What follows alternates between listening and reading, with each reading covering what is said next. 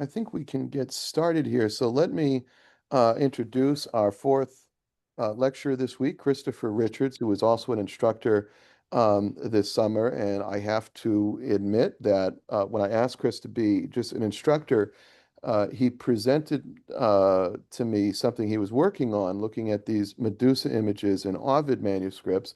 And I have always been very much into manuscripts and manuscript studies, and that I was able to do that with my first book. And so that question has kind of been in the back of my mind. So I'm very happy that Christopher agreed to also give a lecture this week, so we could bring this to everybody else.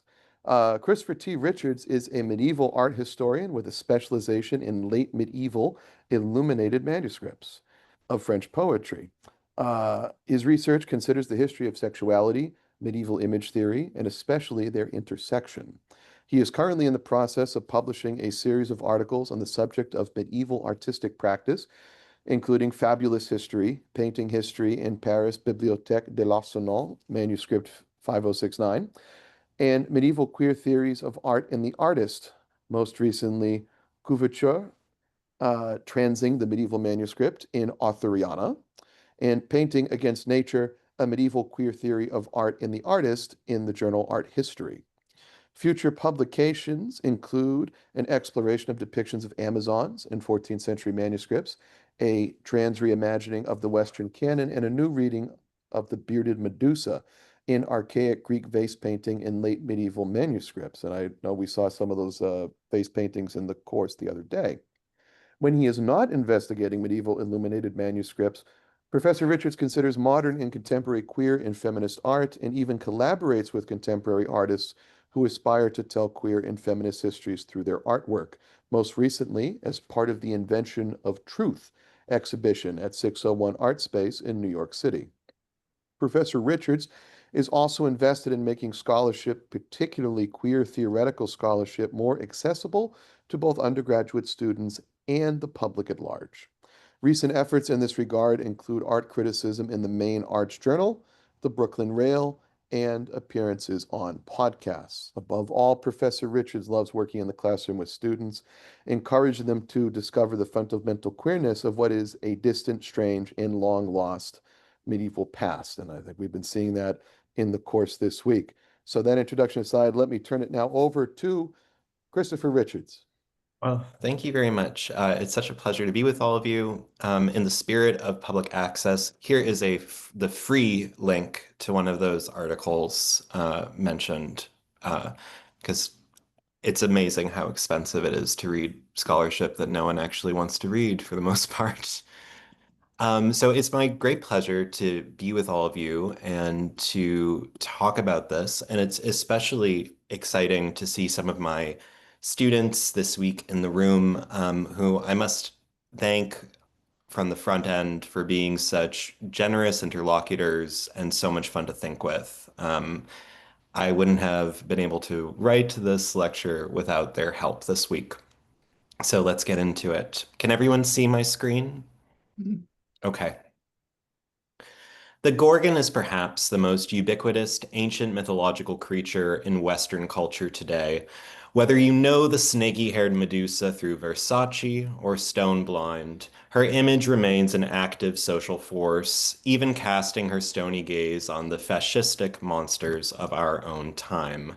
Images like this disturbing one riff on Benvenuto Cellini's famous Renaissance statue, and further demonstrate how Medusa remains an operative medium for social discourses of gender and power in our own time, as the Gorgon has been for feminist critics, psychoanalysts, Renaissance humanists, medieval allegorists, and indeed ancient painters.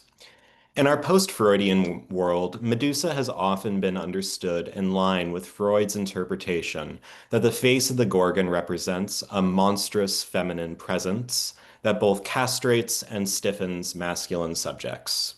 Or against Freud's reading, as when Hélène Cixous reclaims Medusa as a subversive icon of feminine strength, savagely and righteously laughing in the face of patriarchy. This brief lecture today also considers the gender dynamics of Medusa, but through the lens of a rather curious group of late medieval images that strike the modern viewer as strange and rather out of sync with the popular and scholarly view of the Gorgon as the premier avatar of the monstrous feminine. Whether her face references Hillary Clinton's or Renaissance models, most modern viewers imagine Medusa as feminine and beautiful, an image of the monster that has dominated Western pictorial culture since the 5th century BCE at least. The images that intrigue me, however, visualize Medusa in a very different light. In a lavishly illuminated manuscript of the Ovide Moralisé, an allegorical French adaptation of Ovid's Metamorphoses, produced in 14th century Paris, Perseus raises the severed head of the Gorgon to petrify his enemies. But something is off. Unlike earlier miniatures in the manuscript, and unlike the well-known images of Medusa with which I began, this head is unmistakably male, marked by a curly beard. The text accompanying the image makes no mention of this gender transformation. The poet offers no description, no gloss, no comment. And yet the beard demands attention. It clearly intrigued medieval readers, for it inspired further late medieval depictions of the bearded Gorgon 200 years later. I stumbled upon this miniature on the left in the British Library last month. Since then, I have asked many medieval art historians, as many as I can find, what the image depicts. Universally, they have guessed it represents the decapitated head of John the Baptist, and have proceeded to ask me where Herodias and Salome are hiding. While these bearded heads stump my medievalist colleagues, I suspect that this room full of classicists is a bit more prepared to interpret them than I and my colleagues are. As many of you likely know, the image of the beautiful Medusa was invented in the era of classical Greek art. Prior to this time, however, the most typical image of the Gorgon was more monstrous than beautiful. Very often, the Gorgon of archaic art sports a full beard, in addition to protruding tongue, a leonine nose, boar's tusk, and many other animalistic features. The archaic Gorgon can be equine. She can sprout birds' wings or insects. She can have serpentine hair, but also a serpentine belt. Her wide frontal face has been compared to the appearance of bloated corpses. All in all, she combines elements of life and death, human and animal, masculine and feminine, sinister, it would seem, for her binary breaking category confusion. She is, in the words of one art historian, the ultimate other. I take this bearded head, an interpretive rupture that others the medieval text as a point of departure. Well, I do not presume that the medieval artists and viewers who made and read this book had access to archaic artworks. In this lecture, I will turn to the archaic Gorgon as an interpretive key in order to understand the medieval Gorgon in its particular late medieval context at the French royal court around 1315, building on the scholarship of classicist Rainer Mack to do so. Rather than dismiss the medieval Gorgon's beard as a painterly error or whimsical flourish, I read it as a deliberate visual invention, one that engages the Ovide Moralisé poet's own methods of interpretation while simultaneously expanding them. The bearded Gorgon becomes a mirror of allegory itself, a surface onto which competing visions of justice, gender roles, and identity are projected and negotiated. For the likely patron of the manuscript, Clémence de Hongrie, Queen of France, the image may have offered a powerful site of identification, lamentation, and theological refiguration, an icon of loss, power, and hope. I begin with an overview of the manuscript and its version of the Medusa narrative. The images of the bearded Medusa were painted sometime between 1310 and 1320 in Paris in a manuscript of the Ovide Moralisé. The anonymous book painters are known as the Fauval masters, and their workshop painted French language texts exclusively and produced more illuminated manuscripts than any other known artists during the entire Middle Ages. This manuscript is among their early masterpieces, containing 453 miniatures, an unprecedented number of illuminations for a French language book. The manuscript also contains the first comprehensive program of illustrations ever produced for Ovid's Metamorphoses. The Ovide Moralisé is a lot of firsts, and it's also the first translation of the Metamorphoses ever prepared in any language, Middle French in this case.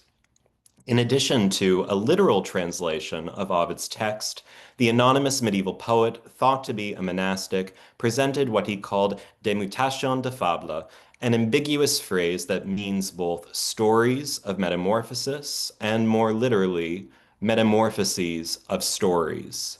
The poet offers allegorical interpretations of Ovid's myths in the tradition of biblical exegesis.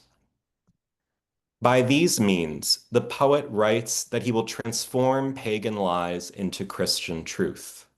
The text, teeming with monsters, including Medusa, is itself monstrous, however, and it is a mistake to understand the allegorical project as defanging these myths that are quite troublesome to medieval Christian conceptions of the human and divinely structured order.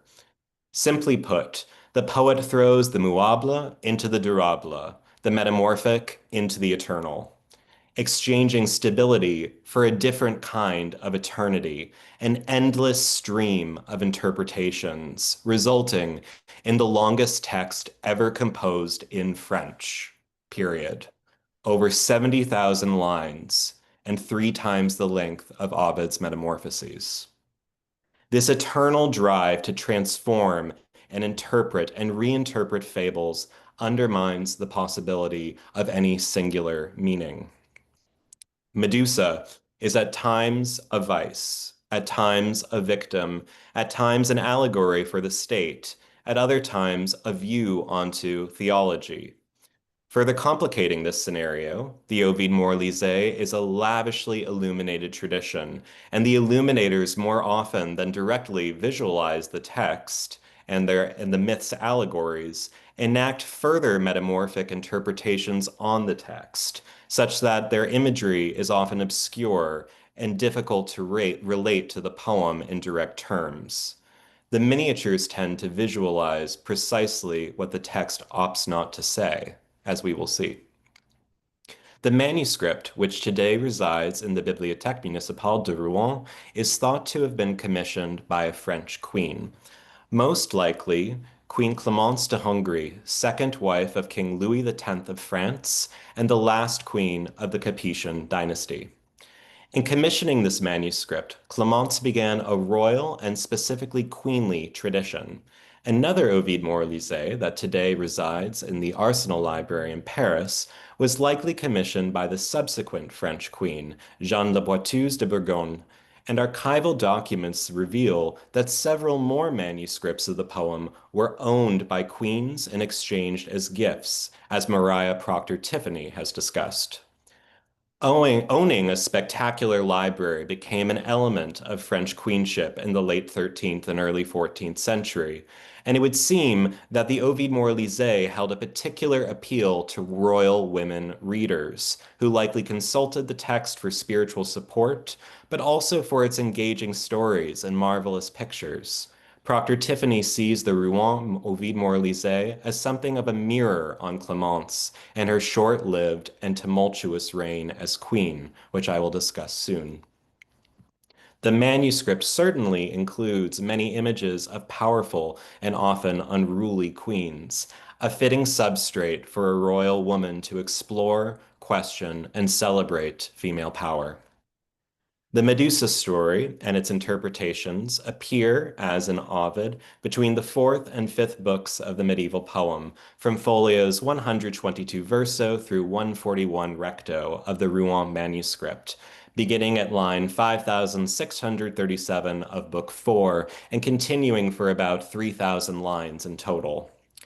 This tale has an especially complex structure because the poet not only punctuates each episode with his various interpretations, but also interpolates the Bellerophon myth not found in Metamorphoses, in addition to mythic matter and, and commentary derived from earlier medieval mythographers, such as the Carolingian Remigius of Auxerre. I'll do my best to summarize the passages concerning Medusa as quickly and clearly as possible, and I'll show the relevant illuminations as they appear in the Rouen manuscript as I summarize the text.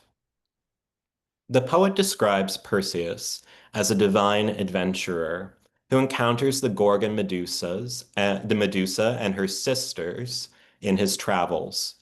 Medusa, once a great beauty, was transformed by Pallas into a monster with serpent hair after being violated by Neptune in her temple. Her gaze turns people to stone. The three sisters share a single eye, which Perseus steals to find Medusa. The poet has thus combined the Gorgons and the related myth of the Graiai. Using a golden mirror shield, Perseus beheads Medusa as she sleeps. From her blood springs Pegasus, who creates the spring Hippocrene, called the Fountain of Philosophy by the medieval poet. The poet then interprets the sisters historically as co-rulers of an agricultural kingdom, with Perseus as a cunning usurper. Medusa's serpents are likened to an elaborate headdress called a bourlette, and her fashionable allure renders men metaphorically statue-like, frozen by desire. Perseus triumphs over this vain Gorgon queen. The poet layers moral meanings over this history. The historical Gorgons represent fear, paralyzing the heart, while Perseus symbolizes wisdom and prudence that enable the righteous to discern truth from falsehood. Allegorically, Perseus is also Christ, who conquers pride, greed, and lust, qualities embodied by the Gorgon sisters, and qualities that render people devoid of charity and stony, again petrified like statues. Medusa's beheading can thus also figure Christ's destruction of the monstrous world via his mutilation on the cross and triumph over sin, with Pegasus's fountain echoing the life-giving blood flowing from Christ's wounds. Notice how the poet derives moral meaning from the historical interpretation rather than interpret the myth directly. He thus subtly implies that he is also a new Perseus, because he can discern truth from falsehood, and a philosophical poem flows out of the wounds of Ovid's fabulous poem that he triumphantly has dismembered. Later, Perseus rescues Andromeda and battles her former suitor, Phineus, who tries to break up the hero's wedding feast. This act symbolizes worldly vice and an attempt to divorce Christ's marriage to humanity via the church. Phineus and his men are likened to literal destroyers of the church in a miniature. Subsequently, Perseus turns his enemies to stone with Medusa's head. The poet goes on to interpret the battle between Perseus and Phineus again as a conflict between the church and worldly corruption, with stoniness now representing both the obstinacy of the wicked in the face of God's wrath and the firmness of the God-fearing, made strong through charity and faith. After a brief allusion to Perseus's return to his home country, where Perseus petrifies another victim, the poet draws a lengthy theological parallel between Perseus's golden shield and Christ's crucified body, calling the latter the shield of faith, painted with blood, inscribed with doctrine, and decorated with divine truths. The poet dwells particularly on the Trinity's appearance on the shield. In these final sections of the text, the Gorgon is depicted as a bearded male face in the miniatures, although the head remains neither described nor glossed directly by the poet. At first blush, the miniature seems a sharp departure from the poem, particularly as Medusa's power in both the myth and especially its historical interpretation lay in her stereotyped feminine vices. The poet calls her whorish several times and condemns her decadent fashion. Why this striking change from word to image? The poet's fixation on the shield of Perseus offers an unlikely path forward, I suggest. I propose that we examine visual traditions far older than the Ovide Moralisé, the Gorgoneon, and Medusa's image in the shield of Perseus. Perhaps the most ubiquitous image in archaic Greece was the Gorgonion, the monstrous face of the Gorgon. The Gorgon is a horrible monster with a terrifying face found on Greek ceramics, grave markers, temple fronts, military equipment, and all manner of Bronze Age domestic and decorative objects. Typically, artists render her fully frontal, highly symmetrical, and rather broad in form, physiognomy that some art historians compare to savage lions, noting her leonine nose. Still others compare her image to the bloated face of a corpse, in addition to the monsters of nearby cultures, such as the Mesopotamian giant Humbaba. The Gorgon's form transgresses categories and breaks binaries: local, foreign, living, dead, human, animal. This category confusion served as a strategy to render the Gorgon's monstrosity visible, a strategy made necessary by the Gorgon's famous power to turn all those who gaze upon her into stone. No one has ever seen a Gorgon and lived to describe it or paint it. As such, in Homer, the Gorgon appears as a terrifying emblem on Agamemnon's shield, a face so dreadful it suspends the poet's descriptive capacity, while in Hesiod she is situated within a divine genealogy as one of three sisters so alluring that Poseidon raped her. Together, these literary and visual traditions constructed the Gorgon as both an object of repulsion and awe, alluring and certainly female per Hesiod, but also bearded in many visual depictions of her. The Gorgon's masculinity offered another instance of binary breaking that allows her monstrosity to become visible for the viewer. Art historians and classicists traditionally describe the Gorgonion as an apotropaic device. Placing the face of the Gorgon on a temple pediment, as here for instance, might protect the temple by terrifying the resident god's enemies. A recent reassessment of the Gorgonion by Rainer Mack complicates this traditional interpretation. In his essay, Facing Down Medusa, Mack argues that more than a magical apotropaic device, the Gorgonion was a highly self-conscious visual and cultural artifact that staged and resolved complex tensions around vision, representation, and power. Mack contends that while the Gorgonion appears to embody the terrifying power of Medusa's gaze, it was actually used to assert the viewer's control over that very threat. No one looks at this temple front and actually turns to stone, after all. Noting that the Gorgon's head is usually implicitly, if not literally, decapitated, Max suggests that we must understand Gorgonia in the context of the Perseus narrative. Here at Corfu, for example, Medusa's children, Chrysaor and Pegasus, born from her blood, are visible, suggesting that Medusa and her power have already been appropriated by the gods and by Perseus. Therefore, according to Mack, the visual Gorgonion always reenacts Perseus's triumph over Medusa, thus allowing Greek image makers and viewers to perform a symbolic conquest over monstrous otherness and reclaim the gaze for the masculine heroic subject. Mack concludes that the ubiquity of the Gorgon in 6th century BCE Greece represents a foundational moment of patriarchal subjectivity in Greek culture, particularly Attic culture, well known in the ancient world for its misogynistic social order. One of Mack's more provocative claims is that the Gorgonion is not merely an image of Medusa, but also a mirror in which the viewer sees Perseus. This inversion lies at the heart of the image's paradox. While the Gorgonion appears to embody Medusa's threatening, objectifying gaze, it in fact stages and secures the heroic subjectivity of Perseus, and by extension, the viewer who identifies with him.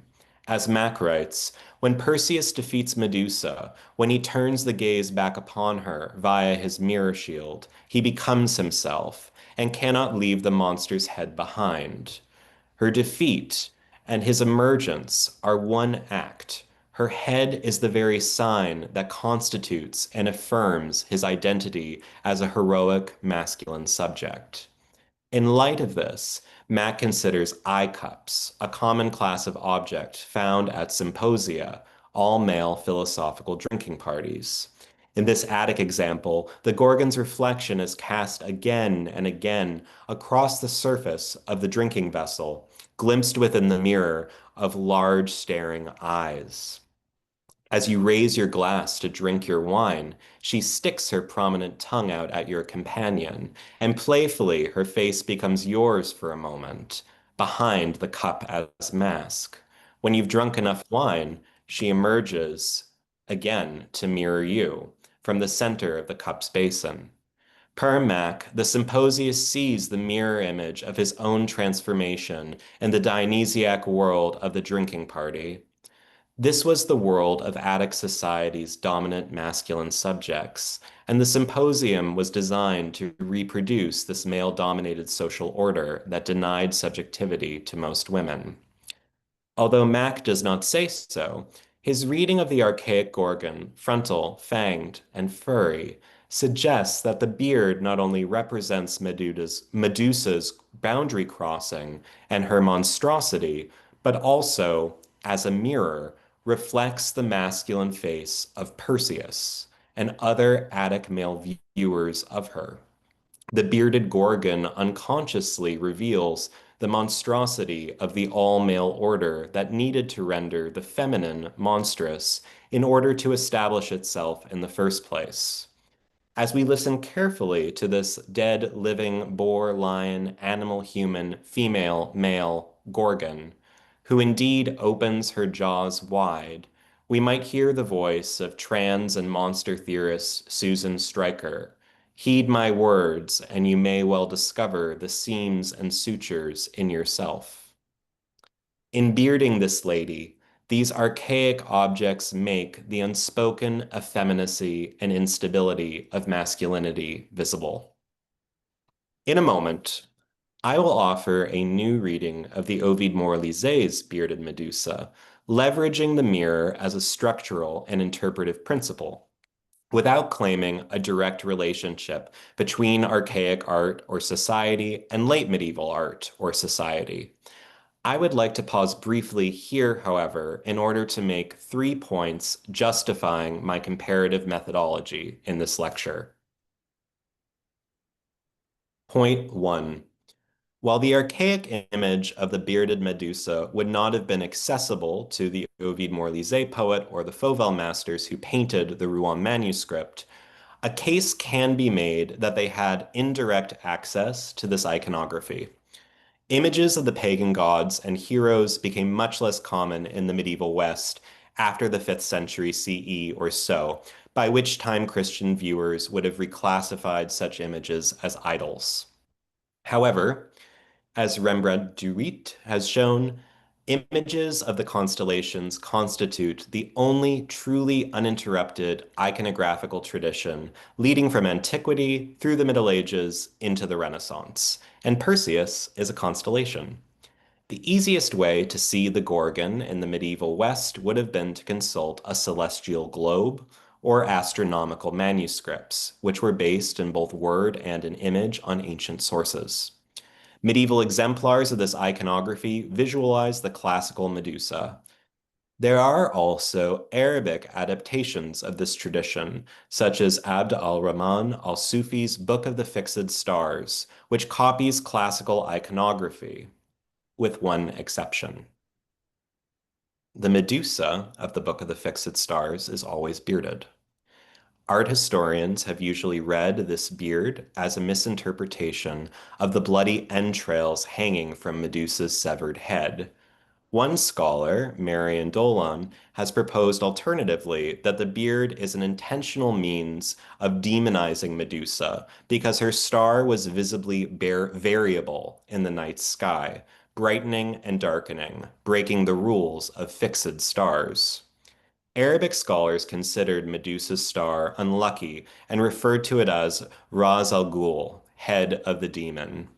Persian artists may have deployed gender transformation as a means of representing Medusa's monstrosity once again. At any rate, this iconography entered Europe and entered Latin when the El-Sufi manuscripts were copied and translated in late 12th century Sicily, where she remains a bearded Gorgon. Note the wheat in the Gorgon's mouth. That's an ancient iconography of the Gorgon particular to Sicily, in which the wheat sometimes functions as a beard, suggesting that there may well be more continuity between ancient visions of the bearded Gorgon and medieval ones than has been previously recognized.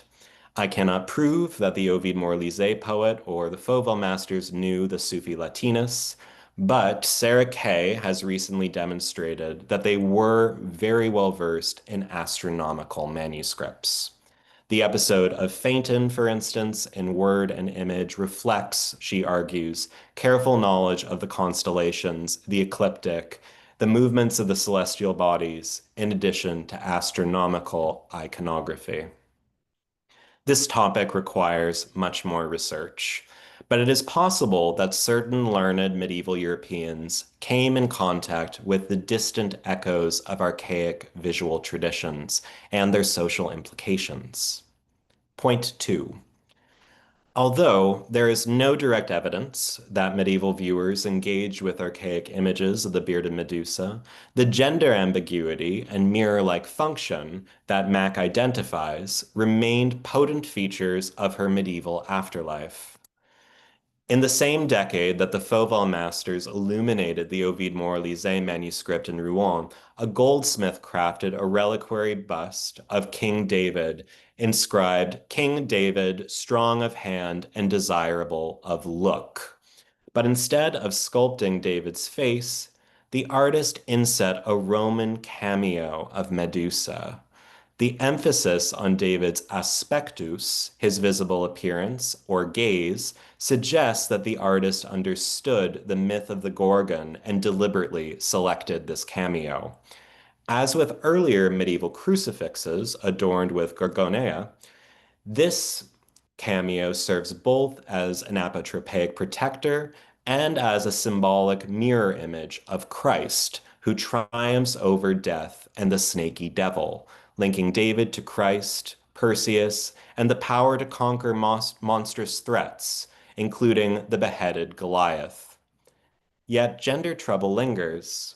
The cameo's reused female yet stern visage destabilizes the figure's masculinity. The result is a hybrid multivalent object that recalls the Latin monstrum, a divine sign that reveals by unsettling viewers. The Gorgon's image, here as in the Ovide Moralisé, beckons the viewer to look closely, to interpret, and to perhaps glimpse a deeper transformation hidden within. Point three. Putting matters of iconographic survival aside, the Medusa story and its ancient gender dynamics likely resonated with the original viewers of the Rouen Ovide Moralisé, particularly given the text's allegorical structure. This manuscript was almost certainly commissioned by a French queen. Most art historians identify King Louis X's second wife, Clémence de Hongrie, as its likely patron. Clémence became queen at a tense moment in French royal history, in the wake of the notorious Tour de Nesle affair, a sex scandal that landed Louis's first wife, Marguerite de Bourgogne, imprisoned and eventually murdered in order to clear the way for Clémence's marriage in 1315. Long story made short, and several really good trashy TV shows have been made about it if you're curious. Queen Isabel of France, then Queen of England, accused her three sisters-in-law, Blanche de Bourgogne, Jeanne de Bourgogne, and Queen Marguerite, of carrying on adulterous affairs. These three wicked sisters were disinherited, and the scandal had lasting implications for the Kingdom of France. Louis remarried Clemence, but died soon thereafter, leaving France without a male heir for the first time in Capetian history. Although Louis had a living daughter by Marguerite, the air of sexual scandal lingered. The Tour de Nesle affair prompted a reinvigoration of Salic law in France and reinforced prejudices against female succession. Thus, Louis's distant relative, Philippe de Valois, de, excuse me, de Val, I'm having trouble with my French today, Valois, seized an opportunity to seize the crown from Louis's line and from Clemence, ending the Capetian dynasty. It is thought that the Rouen Ovide Moralisé was still being painted as this power struggle unfolded. If we apply Mac's principle of the mirror to the medieval bearded Medusa, might we glimpse the face of King Philippe seizing the crown from Clemence? Let's return now to the Rouen manuscript, to that moment when Perseus raises the severed head of Medusa before the gathered enemies at the wedding feast. The poet, curiously, says little about the head itself. He offers no description, no allegorical gloss, no explanation for how it appears. But in the image that accompanies this passage, the Gorgon's head is not the netted hair of a young woman found in earlier illustrations, nor the fashionable curly-haired queen of the poet's historical interpretation. It is something entirely new, a disembodied head with a beard. Although undescribed by the text, our exploration of archaic visual culture lends the image new weight. No longer an anomaly or incidental flourish, the masculine face emerges as a concerted visual strategy on the part of the manuscript's makers, and likely its queenly patron.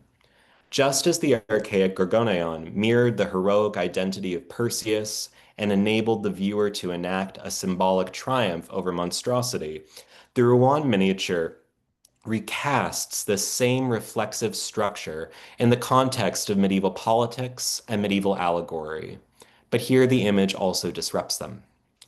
I hold that the Fauvel masters understood Medusa's severed head not merely as a relic of violence, but also as a generative visual site where identity, power, and meaning are actively constructed and contested. In taking up the beard, the Fauvel masters do not simply masculinize Medusa, they recast her as a mirror, reflecting not only the conquering Christ Perseus of the poet's allegory, but also something more unstable, a divine face, both monstrous and holy, punitive and redemptive.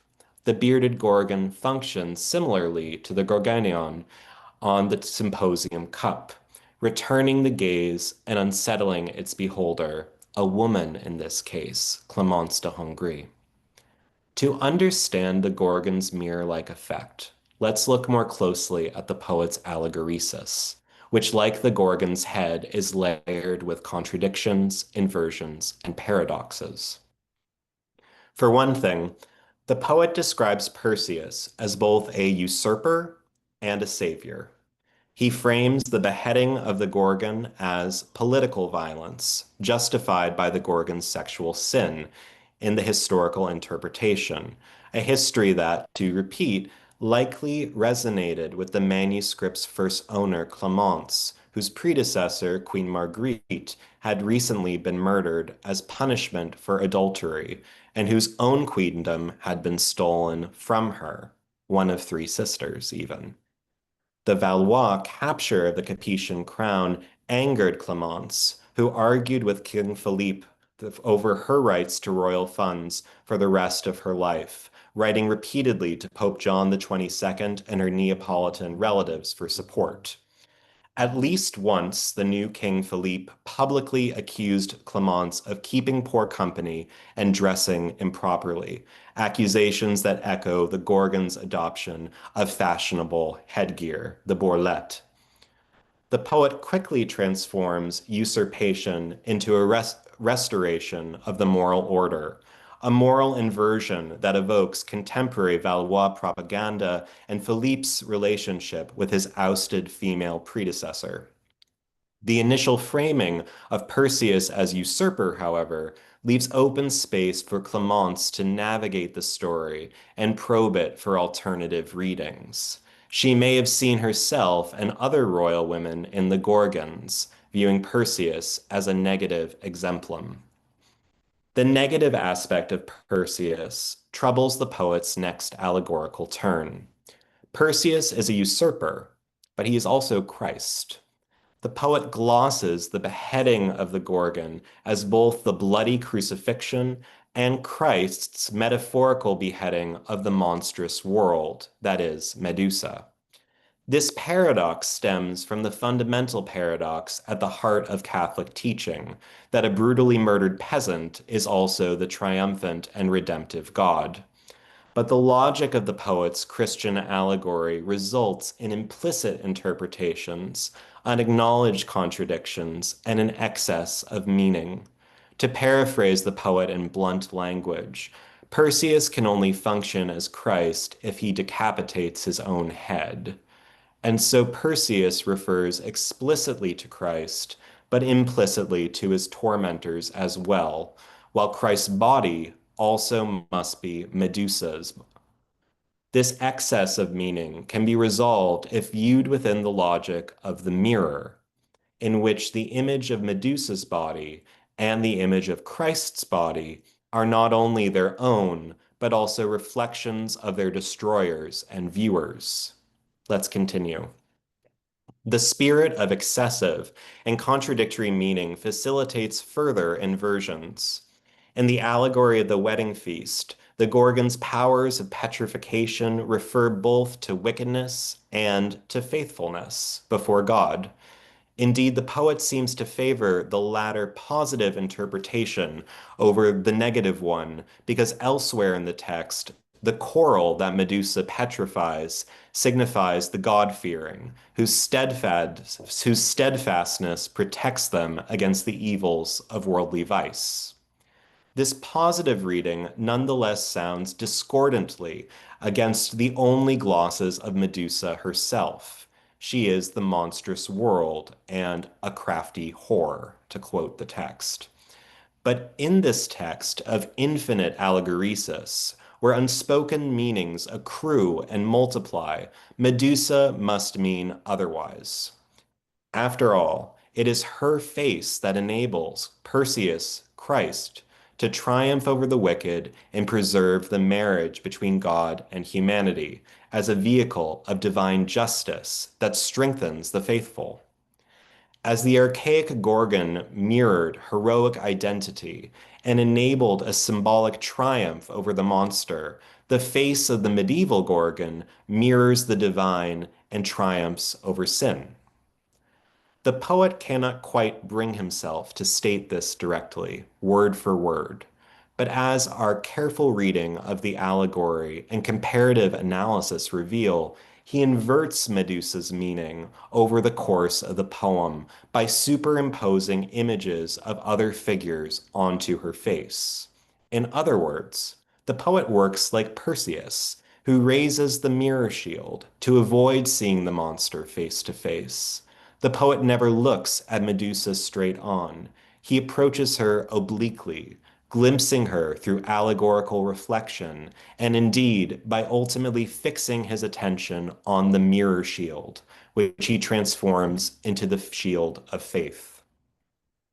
If we accept that the mirror is not only Perseus's tool, but also the poet's interpretive method, then the face glimpsed within it, the inverted Gorgon, rendered masculine, becomes the paradoxical emblem of salvation. The Gorgon is wicked, yes, but her image refracted through the mirror of allegory becomes holy.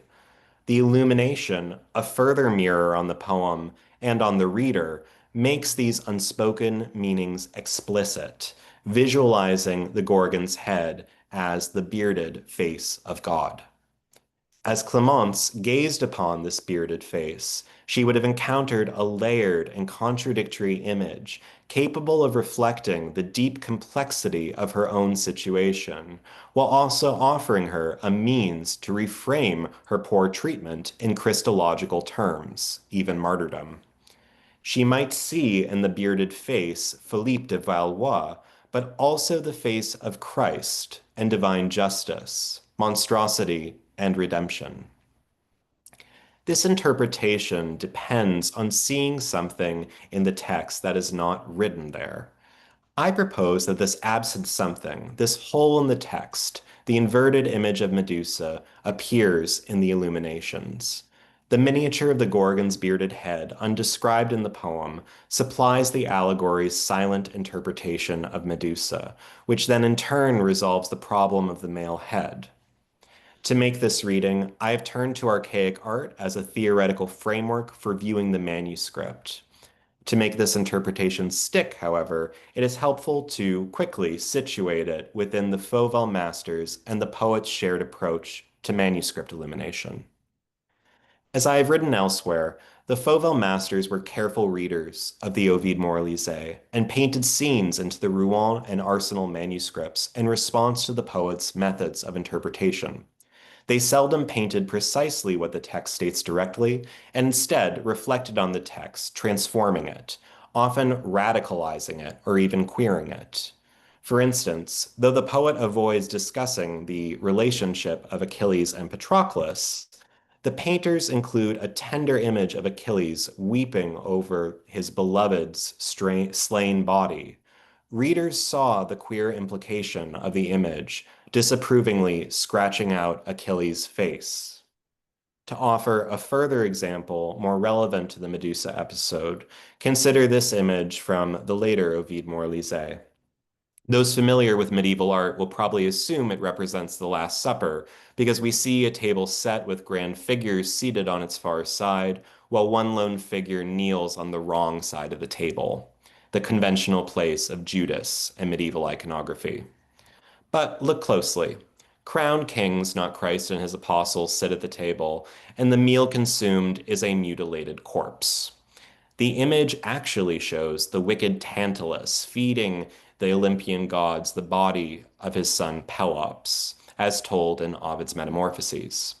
The image represents a brilliant response to the text, rendering Tantalus as Judas.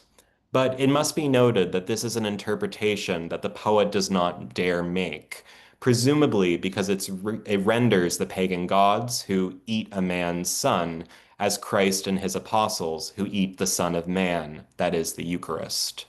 The Eucharist must always appear to be bread and only invisibly transform into the body of Christ. But here, horrifically, it appears as literal mutilated flesh. This is a radical image that says something that the text simply cannot afford to say. The poet understood this quality of manuscript illumination. He knew it was painted into his text after its inscription and was beyond his control. He knew that images could transform his words and so fixated on Ovid's many myths about images, including Medusa's statues and Perseus's crafty mirror images, typically describing pictorial representation as inherently deceptive and false. Indeed, the poet interprets even the Veronica, called the sole reflection of Jesus Christ, as glosses so false they break texts apart and corrupt their meanings. That may sound inherently negative or iconophobic, but it must be remembered that breaking apart a text and corrupting its meaning is precisely the poet's own artistic method. Poet and painter, in fact, view the transformative power of images in precisely the same terms.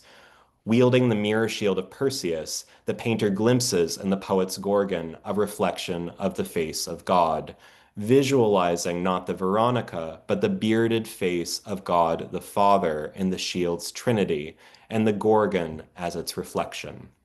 The painter understood the image of the Gorgon in radical terms as the face of God, devastating for the wicked and redemptive for the righteous, masculinizing her face post-decapitation to make this risky interpretation comprehensible, visually severing the whorish Medusa from her powerful and holy face, perhaps redeeming her in the process. If Mac's reading of the Gorgonion reveals the ancient male subject's self-recognition in the monster's face, then this miniature performs medieval inversions. The bearded Gorgon becomes both the reflection and the active shaper of allegorical vision itself. The head reflects Perseus, the beheading hero. The head reflects the poet, who dissects pagan myth in his allegorical mirror. The head reflects Philippe de Valois, who ended the Capetian line. The head reflects Christ, who, per the poet, self-decapitates. Finally, the head reflects the viewer's own identity, her gender anxieties within her political moment, and her interpretive posture, her hunger for justice and redemption.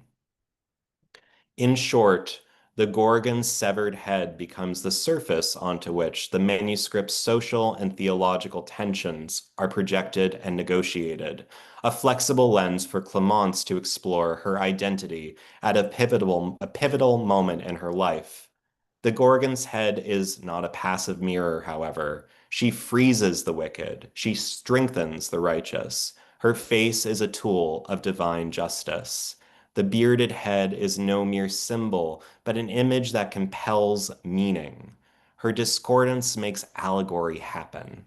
That moment we first encounter her is quietly explosive. What are we seeing? A holy mirror? A warning? A monstrous vision? To invoke Susan Stryker once more, the bearded Gorgon stands at the margin of subjectivity and the limit of signification, hinting at meanings the poet never dared name, but that Clemence needed to see. The manuscript opens wide, like a monstrous mouth, not just to interpretation, but to metamorphosis of myth, image, politics, identity, and meaning itself. And thank you all so much for your attention through that slog. Wow. Amazing.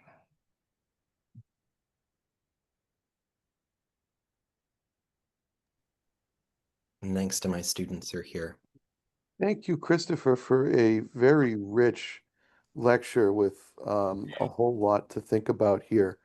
Do we have questions for Christopher from folks, whether taking his course or not?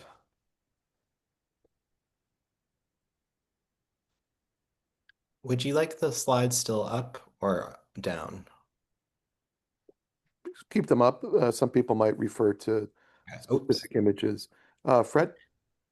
Christopher, how contemporary kind of is the language? Is this like Chaucerian English would be, or is it because it looks quite comprehensible and the little bits I could decipher.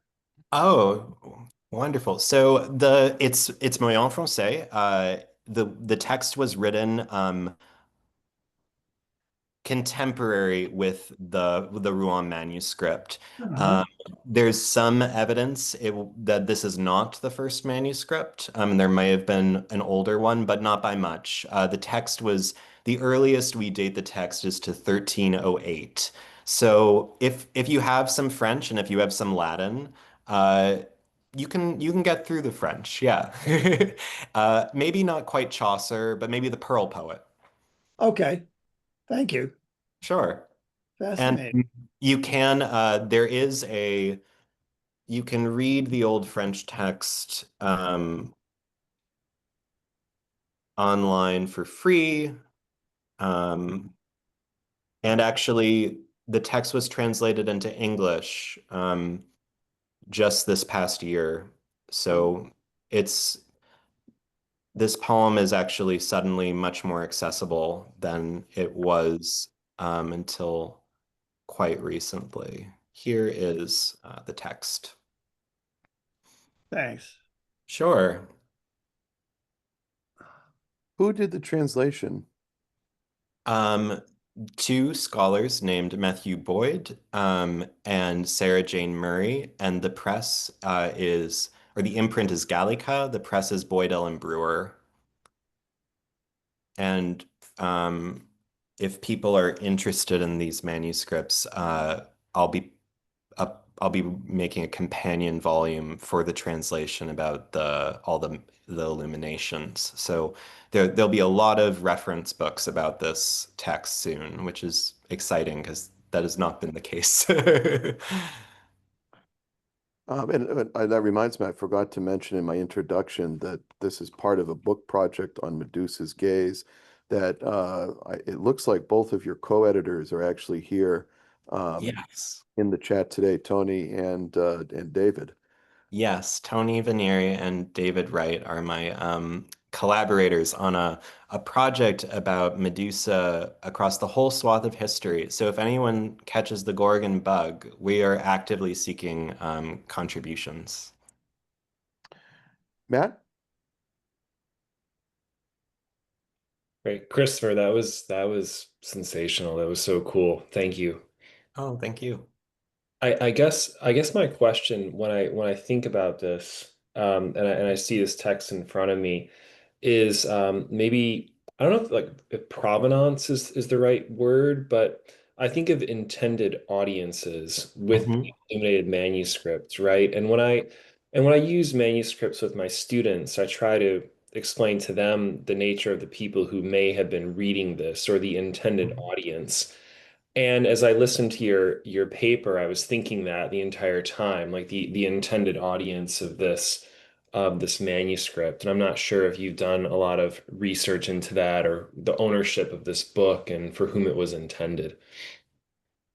Yeah, so we are pretty well, I have a few doubts, but the consensus is this manuscript was owned by Clemence de Hongrie.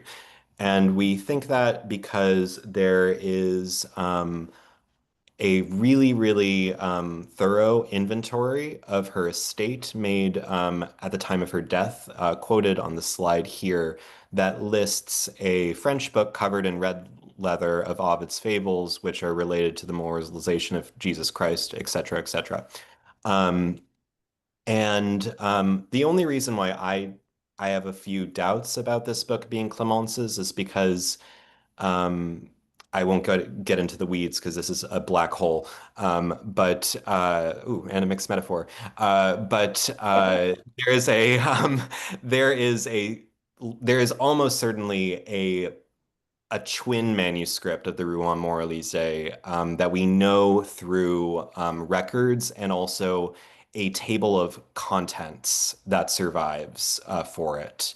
And so, but what is interesting is that the twin or this manuscript was owned by Clemence. And then we have records of four other Ovide Moralisé manuscripts that were owned by French queens specifically. And then almost all of the other manuscripts we have an aristocratic or royal provenance. The famous collector of manuscripts, Duc Jean de Berry, owned two copies of the Ovide Moralisé. Oh, really? So yes, and so this audience seems to have been specifically royal, actually, and eventually elite, but aristocratic.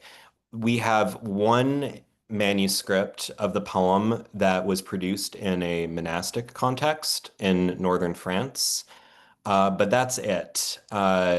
It seems as though this was a text produced for lay people who were quite aristocratic, um, in a similar vein as the Moralized Bible tradition, if you are aware of those manuscripts, um, which are also produced for the French crown. But that seems to be the readership, mostly female early on and mostly royal for the main run of the manuscripts. Okay, thank you. Thank you very much. Uh, Yeah, and I'll just oh, add one final thing, sorry. This changes when the manuscripts there's an incutable tradition of these. They're printed eventually. And those actually become very widely distributed amongst artists and poets. That tradition is called the Bible of Poets. So it does changes, but not till print. Yes, yes. Okay, okay. Thank you. Hi, Susan. This is a very superficial question, but do we have any images? I think you said Clemence's husband was King Philippe. Is that Uh, right? Philippe is Louis. Philippe Louis, is Louis, her successor usurper. the usurper. Yeah. Okay, Yeah. so this bearded Medusa Hmm. is supposed to be Philippe, possibly. Metaphorically, I think perhaps. Metaphorically, do we have any images of him? We do have images of him. The And I'm in Maine, so I'll shout out to Stephen Perkinson at Bowdoin, who's written a marvelous book called The Likeness of the King about portraiture of French royalty in the 14th century.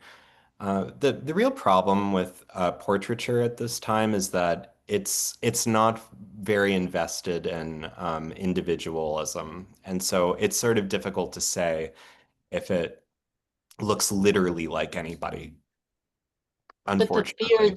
the beard style and the hairstyle would be what typical of someone in a You royal know, position who's a male? Is that beards, point? beards sometimes, I think, beards sometimes, I think that the hair, at least in this image, looks pretty unkempt. Um, and the only figures that have unkempt hair like that in this manuscript are God and monsters. Hmm. Hmm. Yeah, God gets to break some of the rules because, he's a special guy. But Oh, the closest parallel I have in this manuscript is Polyphemus. I don't have an image of him in my slideshow, but he has a very similar beard to this. I'll send you the picture, Susan. He's brushing it with a rake. It's really fun. oh, that's great. Oh, it's out of the Galatea story. Yes. Yeah, exactly. He's trying to Oh, make himself look good. wonderful. Yeah, So it's a sorry for fun. such a superficial question Oh, not about at all. hair when, this whole presentation is so much deeper. So No, thank you not at very much. So would all. these artists have looked very closely at the Trébaloir, do you think? Sorry, I missed. Look closely at what? The artists, Oh, who yeah. did the illustration, you know, So they must have known or seen the stuff of Bercy. I I think that they were extremely well versed both in visual traditions and textual traditions. Yeah. And kind of the axe that I grind in my scholarship over and over and over again is that these were really intelligent, talented artists who Yeah. were careful readers. But that is not the scholarly consensus, I will say. Really?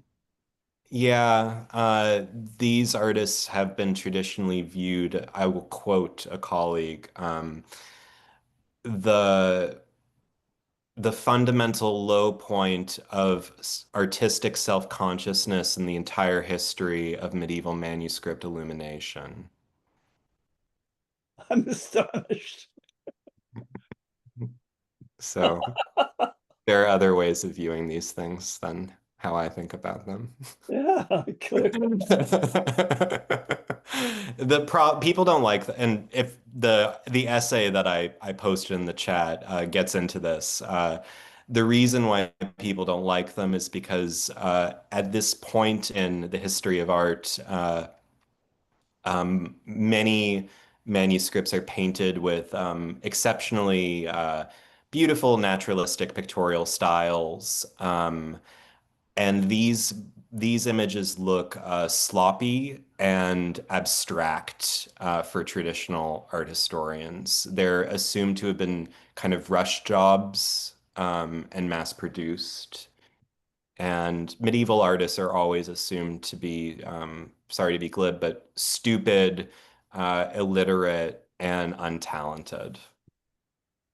And not artists at all, in fact, craftsmen under the sway of priests and their other patrons. I Oh, I feel like I've heard, and just looking at the textual side of manuscripts, I feel like we have the same biases against the copyists. Uh, Totally, Mm. that totally. this idea that we have to preserve uh, the pure thought and artistry, and it's just this mechanistic reproduction. We don't have to worry about all those intermediaries. It's interesting. It is interesting. And I will say that I think that French philologists have done a remarkably good job talking about that problem in the context of medieval French literature. And so, if the idea of scribes as authors or creative interests any of you, um, I would look up the work of either Sylvia Hewa or Deborah McGrady. They're just excellent writers on that topic. And they find really just juicy examples of scribes being very naughty for those of us who care about authorial intent and originality. yeah. Yep, I mean, I'm remembering my friend David working on Arnulf of Orleans' commentary on Ovid, and discovered that depending on whether the manuscript was in England or from France, a particular comment would be changed to be a Mm, joke on the other nationality, uh, that's that's depending great. on depending on who was copying. I love stuff like that. And it had to do with the term caudium, tail, and done in such a weird way that we started to suspect that they were trying to do some sort of medieval dick joke at the expense of uh, whoever was across the channel. Yeah, well, this whole Tour de Nestle business will bring the English to France soon enough. It's the beginning of the Hundred Years' War. So I wonder if any tail jokes appear in that context. I'll have to reread my my history. Hmm. Do we Well, have any other questions for Christopher? well, if any of you think of any, my email is on this slide. Please feel free to reach out. It's a real pleasure to present this work to folks invested in classics because that is not my field, and so I feel a bit of an invader from the afterlife of the middle of the of antiquity. But I will be very eager to hear any of your comments, corrections, complaints, whatever responses you have. And thank you for your generosity and for having me. Well, thank you for presenting us this lecture this week, especially on a little bit of short notice, and for teaching the course. This is bringing day 4 of CSI to a wrap. We've got one more day of classes tomorrow, and then Professor Coleman will close out our lecture series tomorrow afternoon. Again, these lectures are recorded and posted on a YouTube playlist, which you can find. I emailed that out this morning to all our participants, but you can find that on our Kane website as well, caneweb.org. Once again, Christopher, thank you so much. We look forward to this work developing with Tony and David, and I hope everyone has a good night. We'll see you all Hey, tomorrow morning. everyone. Thanks for coming.